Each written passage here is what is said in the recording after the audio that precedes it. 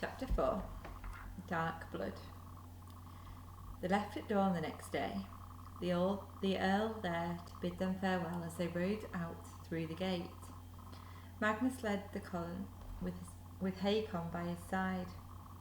25 housecarls following behind, a dozen spare mounts carrying their weapons and armour and supplies. The track from the farm led over the hills, and by the time the sun was up properly, they were well on their way, travelling northwards. Magnus set the pace, a steady trot, and continued to brood on what his mother had said. He felt proud that his father had given him such a task, and half a troop of his own housecarls to lead. Magnus was determined to make a good job of it, but now he was confused. What had his mother meant? How could the Godwins be their own worst enemies? The family were doing fine. Magnus was sure his father would sort out Uncle Tostig's problems. Eventually Magnus decided it had just been his mother's fears of him that had made her talk like that, and he put it out of his mind. The journey was uneventful, at least to begin with. The lands they rode through were peaceful and prosperous. The people they encountered wary of armed men, but not terrified. On the first day they stopped at dusk to make camp beside a narrow stream. Magnus wondered if he should give orders, but he remembered from the war trail that warriors like these didn't need them. They fed and watered the horses, lit a fire and made a meal, sorted out who would stand watch and when. "How long will it take to get to York, Hakon?" he said at last.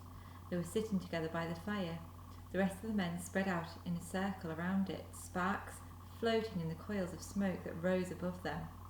A fox barked somewhere in the night. "If we ride hard, maybe 15 days. Longer if we don't." "We'll be riding hard then. The sooner we arrive, the better." Hakon turned to him and raised an eyebrow. Magnus could see the red and yellow flames of the fire dancing in the housecarl's eyes. "So, this will be more than a family visit, will it?" Hakon said quietly. "Is there anything you want to tell me, Magnus? It would be good to know what kind of trouble we're riding into." "Why do you say that? It sounds as if you were expecting it." I always expect trouble. And I know that your uncle has enemies in the north. I'm guessing the Earl is sending you to find out how bad things really are." "Is it so obvious?" Magnus felt his cheeks burning. He thought about what he had said that day, trying to recall if he'd revealed anything. "What have you heard?" he said. "My father didn't mention any enemies." "Did he not?" Hakon stared at him for a long moment, and he shrugged and turned away to stare into the flames again. "Well, I'm only one of the Earl's sworn men. I have no right to speak of such matters." Magnus tried for a while to get Hakon to say more, but the housecarl's face was closed and he refused to be drawn on the subject. Hakon only spoke when he wanted to, as Magnus well knew. It was frustrating. Everybody seemed to know something about what was happening with Uncle Tostig, but nobody was willing to speak of it. The more Magnus brooded, the more he wished he knew himself what kind of trouble they were riding into. 4 days later they splashed across a ford over the Thames and entered Mercia. The country was much the same as south of the river, and so were the people and their farms, although as Magnus and his men travelled north, he noticed settlements were fewer and further between.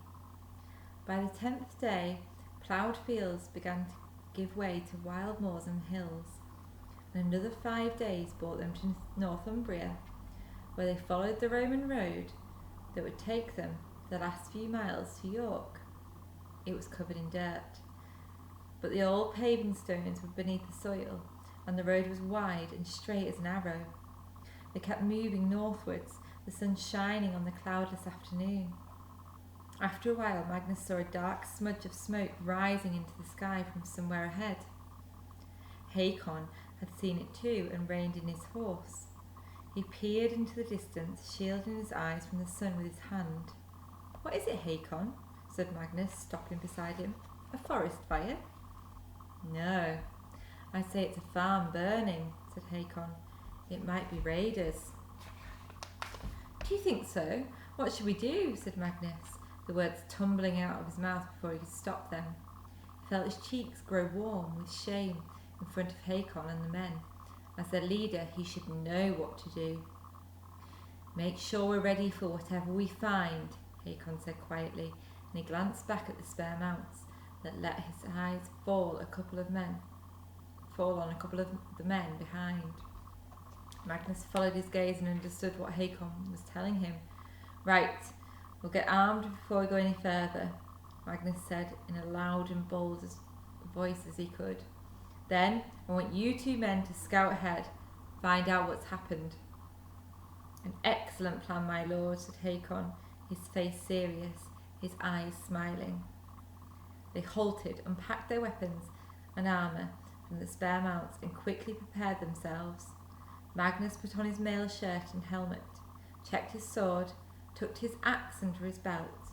The scouts galloped off, one onto the moor to the left of the road, the other taking a track through the trees on the right.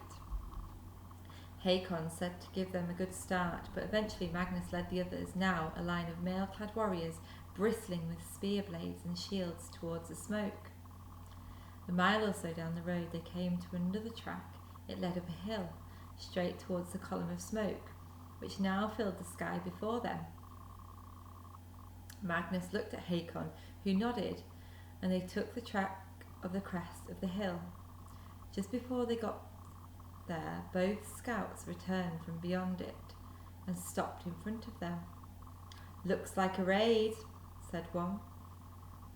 "But whoever it was is long gone." Magnus spurred on his horse, rode up to the crest and paused. Below him was a wide valley with a stream running through it between rich green pastures. Someone had built a farmhouse in the heart of the valley and a barn and byres encircled them with a palisade, but now they were burnt out ruins, their blackened timbers like the ribs of giant skeletons, the cold air filled with the reek of charred wood. "Well, it seems that they made a fight of it anyways," Hakon said.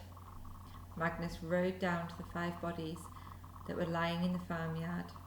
A trio of ravens had settled on them, and now the birds flew off with indignant squawks. 2 of the dead were grown men, the others boys of a similar age to Magnus and his brothers. Each one had a hunting spear or wooden axe in his hand or lying by. All of them had the kinds of wounds that Magnus had seen on the war trail. Their blood lay in pools, seeping into the mud beneath them. Magnus felt his stomach churn. His breakfast of porridge rose into his throat, the taste of bile strong in his mouth, and he leaned away from the horse to be sick. "Who did this, Hakon?" he said, wiping his mouth. And where are the women?" "Could have been some neighbours with a grudge," said Hakon. "Could just as well be raiders. A war band passing through. Maybe your uncle will be able to tell you. If they had any dead or wounded, they must have taken them away with them." "And you know what happened to the women, Magnus?" Hakon was right. Magnus knew very well that they would find the women in the burnt farmhouse, and that the younger women and girls would have been taken off and sold as slaves. Magnus offered up a silent prayer for them, thinking of his mother and sisters. "There is nothing we can do here," he said at last. "We ride on to York."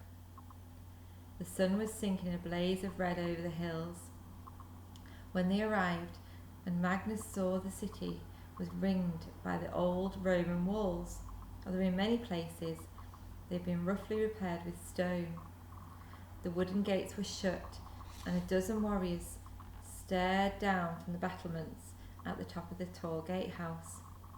One raised a war bow and fired an arrow that thumped into the ground in front of Hakon's mount. "Now, that's no way to welcome an important guest, is it, lads?" Hakon called out. "The Lord Magnus, son of Harold Godwinson, has ridden a long way to visit his uncle Tostig. You'd better open those gates for him and be quick about it." There was a flurry of movement at the top of the gatehouse, and Magnus could hear men yelling. Moments later, the gates slowly began to grind open. Magnus spurred his horse forward into the city of York, Hakon at his side.